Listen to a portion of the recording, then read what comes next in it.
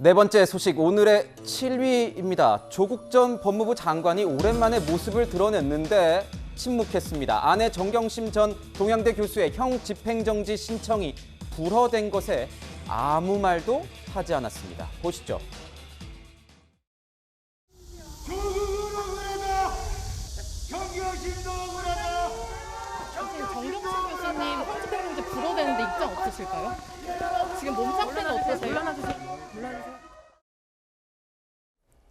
자, 이게 보면 오늘 조국 전 장관과 정경심 전 교수의 이 자녀 입시 비리 관련 재판이 있었는데요, 구자영 차장. 네. 30분 만에 종료가 됐다고 하던데 무슨 이유에서입니까?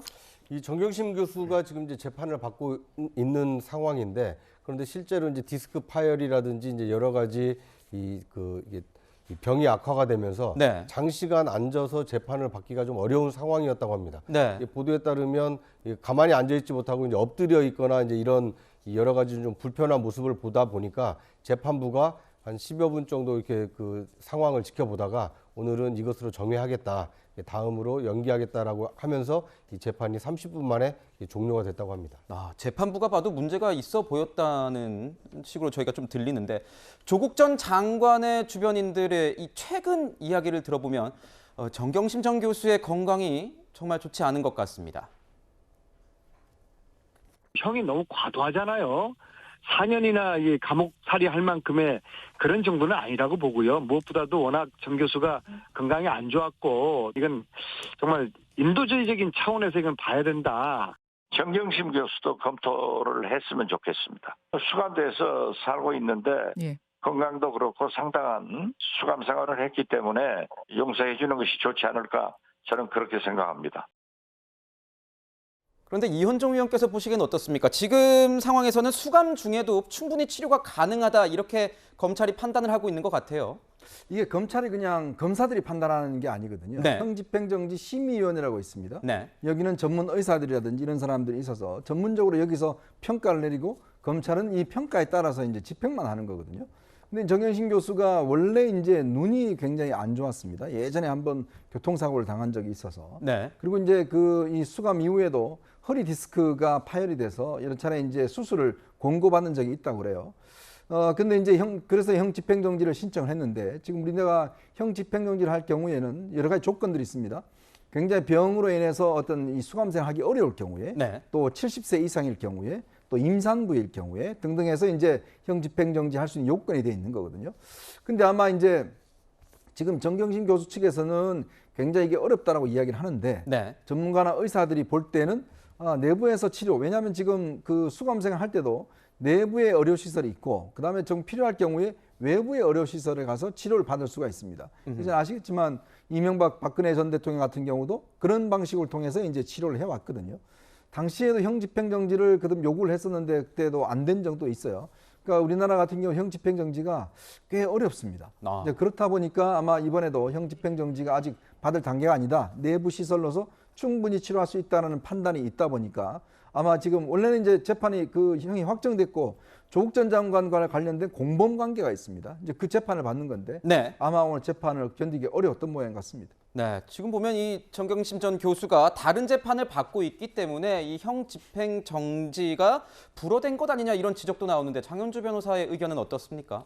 사실 직접적으로 관련이 있다고 보기는 어려울 것 같습니다. 형 집행정지라는 거는 아까도 말씀 주셨지만 그 사유는 어떤 그 형의 집행으로 인해서 현저히 건강을 해야 한다든지, 뭐 나이가 70세 이상이라든지 이런 식으로 좀 건강상의 사유일 때를 많이 살펴보기 때문에요. 의료적 관점에서 판단하는 것이지, 지금 현재 1심 재판이 계속 중이라는 것 자체가 직접적으로 이 판단에 영향을 미쳤을 것으로는 보진 않습니다. 네, 그렇군요.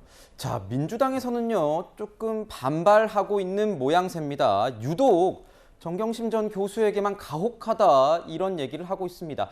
자, 야당에서 이렇게 정 전 교수 가혹하다, 뭐 다른 심도 똑같이 침묵한다, 뭐 이렇게 얘기가 지금 나오니까요. 김근식 실장님께 여쭤보겠는데, 네.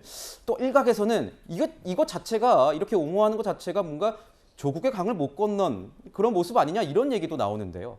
사실 지금 민주당 전당대회가 진행 중입니다만, 그 박용진 의원이나 뭐 이재명 의원이나 많은 분들의 그 안에서 비주류 입장에서는 조국의 강, 그리고 강성 팬덤의 강경한 정치 문화, 이런 것들에 대해 문제제기를 많이 하는데, 지금 또 마침 정경심 교수가 이제 복역 중에 아프다는 것으로 이제 그 변호인을 통해서 이 형 집행정지를 신청을 했고 그게 어제 이제 심의위원회에서 이제 부결이 됐기 때문에 네. 그리고 오늘 마침 이제 조국 전 장관이 또 정경심 부인과 같이 재판을 받는 장면이 나왔기 때문에 관심을 가진 건데요. 저는 조국의 강을 여러 번 건넜다고 이재명 후보도 이야기를 하지 않았습니까? 네, 그렇죠. 그렇다고 한다면 조국 전 장관의 사태에 대해서 이제는 민주당이 내로남불이라고 하는 국민적인 어떤 원성과 불만 이것을 겸허히 받아들이고 이제는 거기에 대해서는 민주당이 반성하겠다는 걸로 국민들이 이해하는 건데 또다시 민주당의 유력한 정치인들 안민석 의원 또 고민정 의원, 저기 나온 거죠. 박찬대 의원 같은 경우 대부분 이제 지금 최고위원으로 후보로 뛰고 계신 분도 계시고, 그렇네요. 민주당 내에 또 강경한 또 중진 중에 한 분이신데 이런 분들이 정경심 교수 석방을 또 이야기를 하면 국민들이 볼 때 도대체 조국의 문제, 조국의 강이라는 것을 건너는 것이 맞느냐라고 의문을 제기할 수밖에 없고요. 저는 정경심 교수가 물론 아플 수 있습니다. 그러나 옥에 가신 그 구치소 생활을 하신 분들이 대부분 몸이 안 좋아요. 좋을 리가 없죠. 마음도 안 좋고. 그리고 아프다는 분들이 그 아프다는 이유로 형집행정지 신청을 했을 때 그걸 다 봐줘야 된다 그러면 어떻게 이 사법 질서가 형성이 되겠습니까? 네. 그리고 이것이 인정에 의해서 정리에 의해서 끌려가는 게 아니고 검찰 측 3인, 외부인사 3인, 외부인사 3인은 의료인도 포함이 돼 있고 의사가 포함이 돼 있어요. 그리고 실제로 이 심의에서는 실제로 정경심 교수가 살고 있는 그 구치소에 임검도 가서 해봅니다. 네. 실제 상황을 점검해 보거든요. 현장 점검. 그렇습니다. 네. 그렇기 때문에 그런 것들을 골고루 다 해서 객관적으로 내는 결론이기 때문에 더 이상 그러니까 정치권 내에서 정경심 교수니 조국 전 장관에 대해서 이렇다 저렇다 말이 나오는 것 자체가 제가 볼 때는 민주당에게 득될 게 없다고 생각합니다. 워낙 정치권 뭔가 본인이 원든 원치 않든 빅샷, 그러니까 또 주요 인물이기 때문에 여러 해석이 낳는 것 같은데 어떻습니까? 이 조국의 강을 못 건넌 것 같다라는 이런 지적에 대해서는 장현주 변호사는 어떻게 보시는지요? 저는 좀 생각이 다른데요. 아무래도 이제 정경심 전 교수가 형집행정지가 불어된 것에 대해서 일단 개인적으로 안타까움을 표현할 수 있을 것 같습니다. 의원님들도 어떻게 보면 인도적인 차원에서 지금 현재 정경심 교수가 몸이 많이 안 좋다고 하고 뭐 의사들이 뭐 수술을 해야 된다 이런 소견도 나왔었다고 하니까요. 그렇다고 본다면 정말 인도적인 차원에서 좀 형을 집행을 정지해서 건강을 회복했으면 어떻을까라는 좀 안타까운 마음들을 표현한 것인데 그것을 가지고 다시 또 조국의 강을 또 연결지어서 얘기하는 것은 좀 너무 과한 얘기라고 보고요. 그것보다는 상황은 다르겠지만 이명박 전 대통령은 지금 현재 형집행 정지로 나와 있는 중이기 때문에 그런 것과 또 비교했을 때 한편으로는 안타까움 때문에 저런 표현들이 나온 것이다라고 봐야 될 것 같습니다. 그렇군요. 앞으로 또 정경심 전 교수의 이 건강 상태가 어떻게 되는지 조금 더 지켜봐야 될 것 같습니다. 지금까지 7위 소식 알아봤습니다. 다음 소식은 김원웅 전 광복회장의 추가 비리 의혹입니다.